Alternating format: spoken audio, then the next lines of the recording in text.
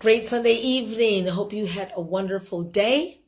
Wrapping up this weekend and you worshiped in spirit and in truth, or even doing it right now. Let me ask you this. How are you doing with your goals or your vision 2020?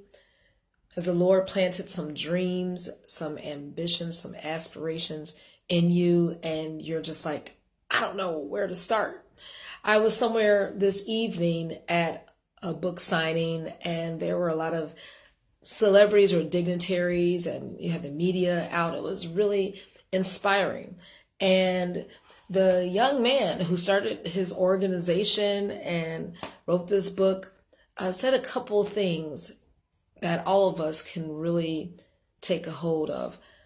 Says, you know what, the best place to start when you don't know where to, begin as far as your project or what the Lord has planted within you for this decade is to start somewhere. Yeah, that destination should be somewhere. Wherever you are, do something. And he said also, do one thing daily toward your dream or goal. Don't let a day pass without doing something. I don't know, maybe writing a page in your book, or writing a lyric, or making a phone call, or sending a text, something.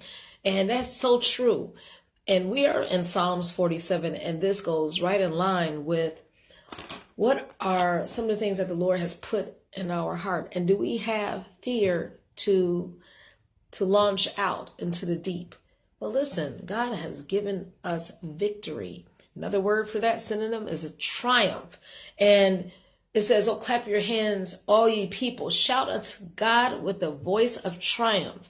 You are an overcomer. You are the winner even before you get started. Do something, because the Lord promised to secure his children's steps, right?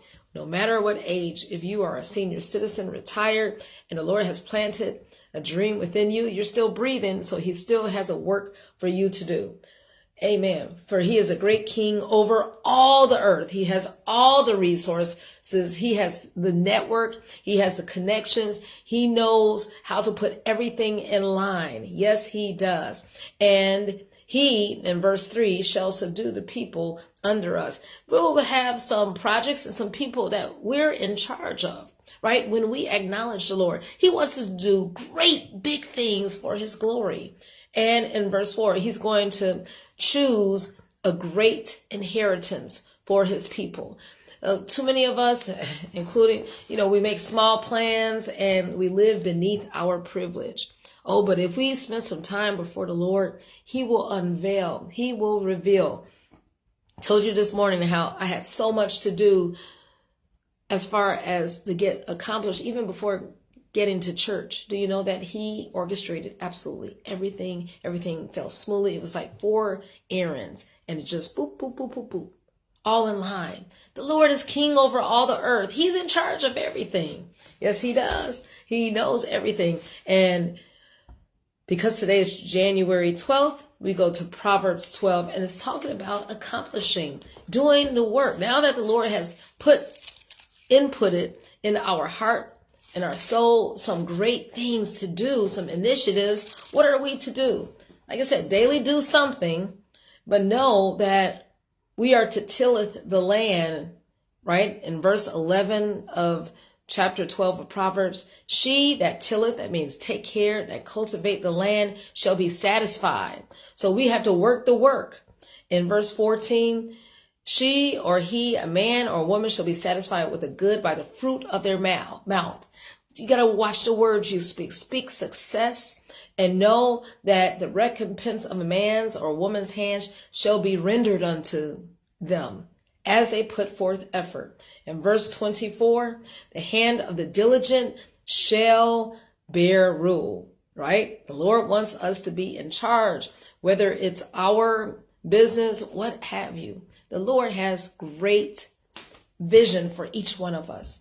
It's up to us to find out, Lord, what is your purpose for me to do for such a time as this?